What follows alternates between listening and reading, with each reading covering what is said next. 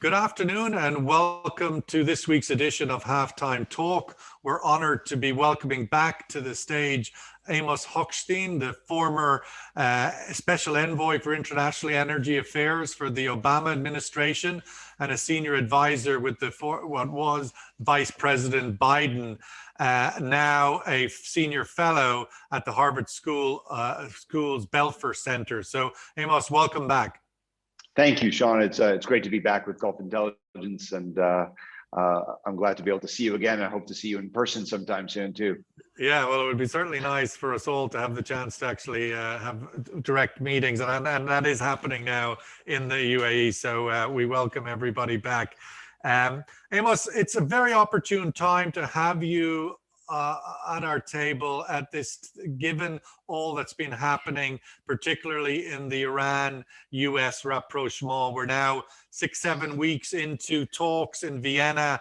I'm wondering, let's just kick off with a general overview. How do you interpret those talks from the distance that we are both observing from?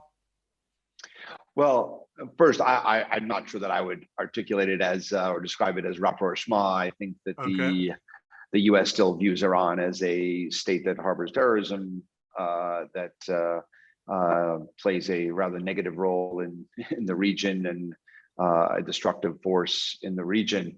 The nuclear talks, and I think it's important to note that the nuclear talks at the moment are not direct negotiations. These are via negotiation through the European partners.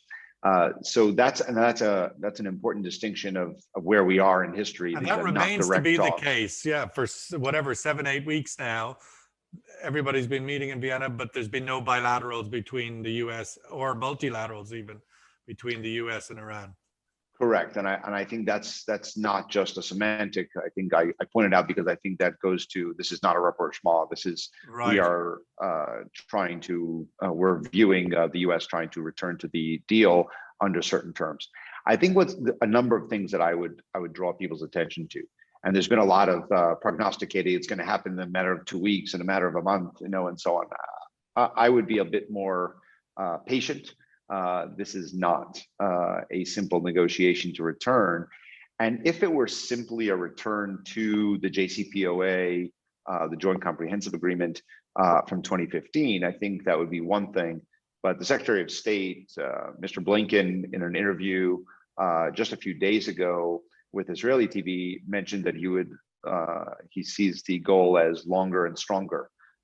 And that means the sunset provisions that expire in 2030, I'm assuming, means that would have to be extended, which would make good sense since we've lost a number of years from the withdrawal, from the Trump administration's withdrawal of the agreement, and then probably tightening some of the verification compliance provisions, since we did see some gaps were revealed over the last few years of where the compliance was.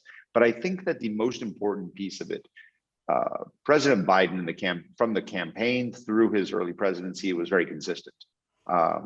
Views Iran as a dangerous and destructive force. However, the goal is not to allow Iran to have nuclear weapons. The best way to achieve that is through an agreement. That was the rationale in 2015. American rationale today, and therefore with some Gulf allies, Israel, et cetera, there may be differences of opinion about the pathway, but I think that the goal is shared. As far as how the talks are going, I think there's clear progress, but progress is not enough. There's pressures on both sides from many perspectives not to reach a deal. And I think progress is always going to be slow when you don't have direct negotiations. I mean, there was a sense of expectation, I suppose, as you articulated early in your comment there, that maybe all of us watching it could have built up a sense that this was going to happen quickly because it was started before, literally in the weeks before a Iranian presidential election. There was a certain view that, well, if you're going to start before a presidential election, it means you want to get done before it happens. Was that an incorrect sense of assumptions, do you think? I think the best way to describe it is the assumption should have been that, or the conclusions of reading the tea leaves were that the Biden administration was earnest in demonstrating a desire to return to a negotiated framework. That the hope was that the Iranians would as well. I think the timing of the election was more of an Iranian issue rather than an American issue, obviously. And I've never bought into the ability to read those tea leaves that simply. And so when I heard those assessments, I thought that certain groups in Iran would like to have it before the election. I'm sure others would not. But the overarching is not a deadline of an election, but reaching something that both sides think is they can work with. I'm not also sure that whatever agreement is reached will be the final agreement. There may be a number of steps that are agreed to regarding sanctions removal or certain sanctions removal accompanied with certain progress on enrichment, followed by a more comprehensive agreement that would govern the verification mechanism, that would govern the length, and so on. So I'm not sure that we should expect one big announcement on everything. I mean, at that point, the big announcement on everything, is it not, I suppose, once you start to pull the pieces apart, you could be down multiple rabbit holes. I mean, the idea that you would simply reinstate what was and lift all the sanctions that since came, that clearly is not as simple as it sounds. But ultimately, I think that seems to be the Iranian position. You left, you come back, lift the sanctions, and we get on with it. America seems to be, US, Joe Biden's administration seems to be taking the opportunity to tweak it, to make it better from their perspective than it was. Some of the criticism, obviously, that it received, the sunset clause being one of them. Is that what we're looking at here? Do you think that there is tweaking rather than simply restarting what was? It seems reasonable that you don't need that many rounds of negotiation to re-sign a piece of paper that was signed before. So it stands to reason that there's some tweaking. I also think, look, we have to be honest. Today's 2021, and we signed that. The United States agreed to that, to the JCPOA, in 2015. That's 6 years ago. We live in a slightly different world, and we have to adjust some things, and you have to learn from experiences. There may have, there have been some intelligence publication of intelligence operations in Iran and elsewhere that revealed some potentially some problematic issues that may need to be tackled. There may be other information that they want to tighten. So I think that we're not in the same place. The region is different than it was, and I would hope that any administration coming in 6 years after an agreement would like to tweak it while not expanding it too much that it is impossible to reach an agreement. So I think the word you're using is probably right, by tweaking and not overhauling. Meanwhile, the reality on the ground is, according to most secondary sources, Iran is already exporting 1 million barrels of oil a day or something in that vicinity, from practically nothing around the time of the election in November to now, a sizable amount, as is generally seen around 1 million barrels a day. What is the tolerance for that? Clearly there is tolerance for it unofficially. How does that impact, do you think, the discussions? Because Iran is kind of saying, well, maybe I don't need to agree anything. I'll just keep exporting my oil. So this is always a challenge. And I have a fairly strong view on this as someone who was tasked in 2012 with managing the imposition of Iran of sanctions on the oil sector. When I believe oil price has a lot to do with Iranian willingness to negotiate. And as you know, the United States actually tried to negotiate with Iran, to bring Iran to the negotiating table before it succeeded to. But at $100 a barrel and at 2.5 million barrels a day of exports, Iranians were less interested. You're going back a decade ago or so, or less than a decade ago, right? Well, yeah, just about. But in 13, 2014, 14. Exactly. In 2014, oil prices collapsed over sort of the third, fourth quarter of 2014 into the first quarter of 2015. And suddenly Iran exporting a lot less oil. So we had reduced it at that point, the sanctions down to about 1 million. And the price was in the 20s and mid 30s for oil. And that, I think, brought Iran to the table. I think today we're at $70 oil. Iran has increased to 1 million.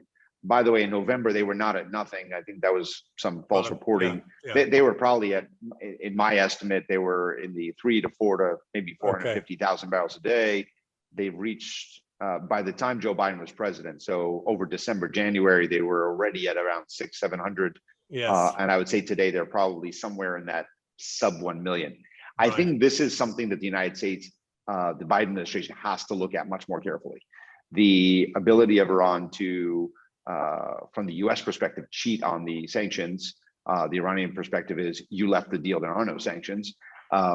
It's legitimate for us to export, but that has grown. Of course, they have customers in China in particular, obviously they're a party to the P5 JCPOA, but they're also happy to take discounted Iranian oil. Yes, and as the irony is, as oil price rises, Iran's ability to do illicit trade rises because the risk reward for the buyer changes as well, and therefore getting significantly discounted Iranian oil on the market is somewhat easier, and they have more partners that are willing to do that. So I think the United States definitely has to look at it. However, I will just remind people that Iran was exporting around 900,000 to 1 million when they signed the JCPOA. So it's not enough to sustain the Iranian economy. And at the end of the day, if Iran wants to return to some kind of normalcy, any kind of normalcy, it will need to return to the family of nations by changing its activities in the region, but also the first step of that is signing the JCPOA or agreeing to the JCPOA or whatever we're going to call it when it's agreed to. But I don't doubt your point. The Biden administration has to keep an eye on the oil sales out of Iran. I do not believe that they have. It's a weakness point for the Biden administration, but I'm sure it will be addressed. We're in early days of the administration. It will be addressed. And I think that the Iranians are participating in the talks. And ultimately, so far, the Biden administration has done exactly what it said it would do, and that is to return, but not at any cost. And that's clearly the negotiations. Just broadening out the Biden administration, 100+ days now in office, the energy policy of the Biden administration, when we talked a year ago, you kind of laid it out, and it's pretty much evolving, as you said, where I remember the quote, and I've used it many times at dinner parties, and given you credit, by the way, so I haven't plagiarized it. But ultimately, you said that that the Biden administration would be the savior, potentially, of the U.S. oil majors who just weren't finding their way to the energy transition, and now they are being essentially shepherded into the energy transition corridor. I just welcome your thoughts on what is the energy policy starting to look like for the Biden administration, and particularly with the context of the last week where activists, shareholders compelled Exxon to put 2 board members on the board. Yeah, look, I think the Biden administration came in with a lot of momentum on energy transition. It has brought the issue of climate and energy transition to the forefront by naming a former Secretary of State to agree to come back as a global envoy, and that highlighted and raised the profile that, if you look, other countries then followed suit by putting this squarely on the agenda. UAE appointed a new big climate envoy, and the rest of the world really felt, part of the pun, but energized around this issue. In the United States, the Biden administration has come in clearly trying to raise the level of attention to this issue from a regulatory perspective, the proposals to Congress as far as funding, the foreign policy initiatives of bringing about a global new cooperation around more aggressive goals and aspirations, naming NDCs for the United States as far as what the goals for the United States will be. These are all firmly, really aggressive behavior by the Biden administration. They promised it during the campaign, and I think they over-delivered as far as where they're putting it. It is truly an issue that is interagency, meaning it is not just the Department of Energy or the Environmental Protection Agency. It is every agency of the U.S. government has climate and energy transition in its and it's the center sights. of the infrastructure jobs bill, ultimately, isn't it? Correct. To reboost America in this corridor. That's right. And what we talked about a year ago when we met, and I was prognosticating what a Biden administration could look like. What you referenced before is I still believe the oil companies, especially in the United States, were so behind. Their heads were firmly in the sand. They did not understand where the world was going, or they refused to accept what was happening. They have, especially compared to their European partners. I think that the jolt that the Biden administration coming in has given, we're clearly still seeing. I think the oil companies in America today, to be honest, are still, they keep proposing something that 2 years ago would have been seen as aggressive, but now seems like they're playing catch up. I think they still don't understand the public sentiment, not only around the world, but even in the United States. And I think that the effort that you mentioned by activists with, I think, $30 million worth of investment in Exxon were able to muster a massive campaign and get 2, maybe 3 board seats. That is shocking because they didn't do it on their own. It means that the institutional investors sided with climate folks versus the traditional. And that's what they lost. They lost the traditional institutional investors. And therefore, you have 2 things that are happening at the same time. Government of the United States, governments in Europe, China, and elsewhere are coming up with strong policies that will create both incentive to the industry, to energy transition by putting in a lot of free and cheap money into the system, by changing regulations, by using their purchasing power, and by pressuring industries. And the public is going with that. The US is clearly a little bit behind as far as where our public sentiment is, but it's growing and the momentum there is growing. And once the institutional investors understand that and start moving and making, well, in this occasion, most notably BlackRock were involved in the Exxon piece. Correct. And once they decide to go in that way, that makes financing for new projects and new investment much more difficult. And that's sort of the key there, that it's not just going to be government. It's kind of been the surprise of the year so far, has been the fact that shale oil hasn't come back, given we've been at $65, although we're popping up to 70 this week, but we've been at this high mid to 60s for a few months now, but yet US oil production seems to have remained sort of shut in from where it was a year ago after the crash of COVID. That's slow to come back. There's some debate about whether it can or will come back. What are your own thoughts? Well, look, I think that oil prices are going to be continue to strengthen. We have 2 things that are happening here in parallel. On the one hand, we are the globe with renewed American leadership is accelerating the energy transition, without a doubt. We're seeing new technologies coming to market and so on. But we're also seeing at the same time an awakening from COVID that is bringing back people into cars, and traffic is building in cities across the world, construction, shipping, and soon we're going to have planes in the sky in much bigger numbers again. So oil demand is clearly going up and will continue to go up. There's going to be less investment in the oil sector for new barrels. That will have an effect. And so we will have, while we have an accelerated energy transition, we will also have an accelerated oil price because of that dynamic of higher energy transition enthusiasm, leading to less investment in oil, but demand is still strong. And we are in the energy transition. We have done a tremendous amount to bring down the cost of power, renewable power. We have brought down and accelerated the integration and adaptation of electric vehicles.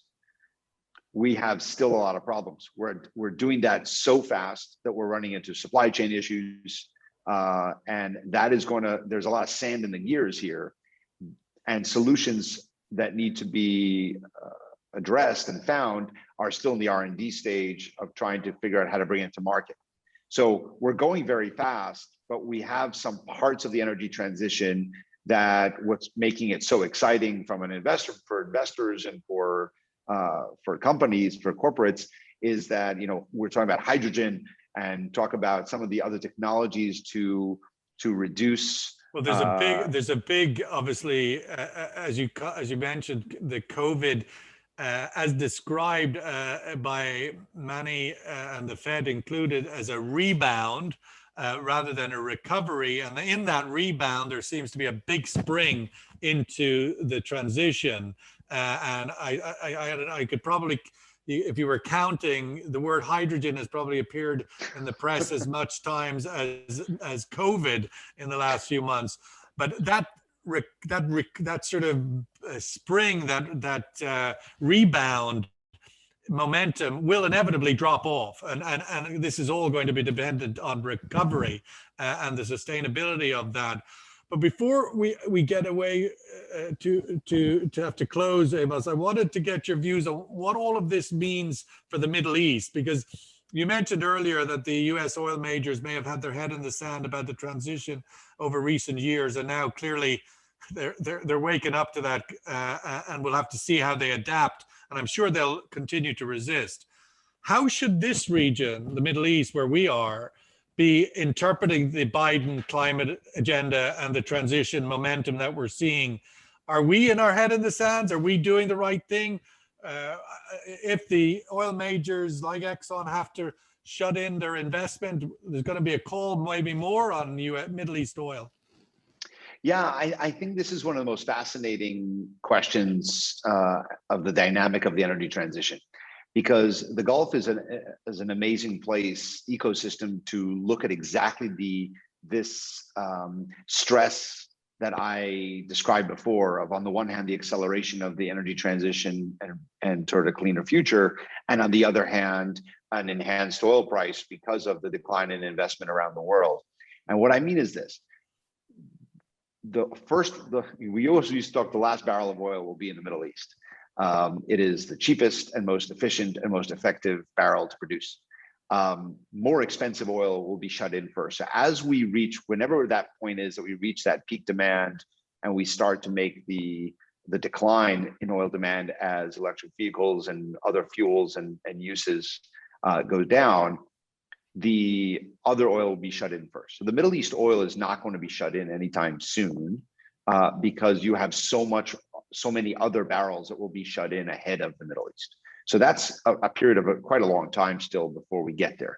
Probably shorter than some would hope in the Middle East, but it's not. They're not the first to go. But in the meantime, they will be called upon to invest a lot.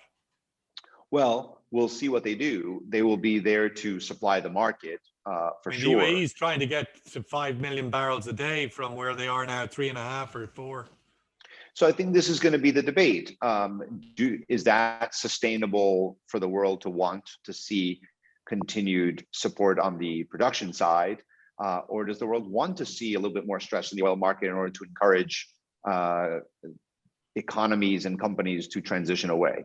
So I think there's a push and pull there that is clearly already evident. However, I think that what you're seeing in the Middle East, maybe not equally across the Middle East, but UAE for sure was the first and one of the first countries globally to really start investing in renewable energy and the energy transition and seeing that future coming and balancing this, being an oil producer in this time while also investing significant resources of the country into a greener future.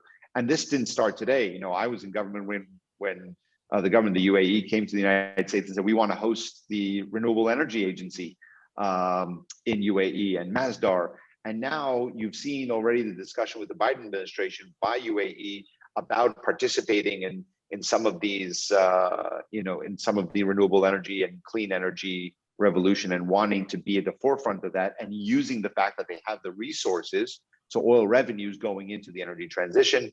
We've seen the Saudi Arabia doing the same, trying to put more, it started with solar power and with some wind in Saudi itself, but then also investing globally in the energy transition. Saudi is one of the backers for a new electric vehicle that is coming onto the market in the United States. So there is some of that. We're starting to see an awakening in the Gulf towards the role that they want to play into the future. I think this is something that the Biden administration, I hope, is signaling. It's a signal for the Gulf that this is the time to make these investments, because it's not going away. I think the Trump years are to some degree a pause of a question mark. Historically, we had the Obama administration with the world going to Paris Accords, the world coming together. We had 4 years of Trump of people saying, is this for real or not? Realizing that even if the United States exits Paris, the rest of the world is actually marching forward without the United States, which means that this is no longer something that you can take a pause and see, maybe it's not actually for real.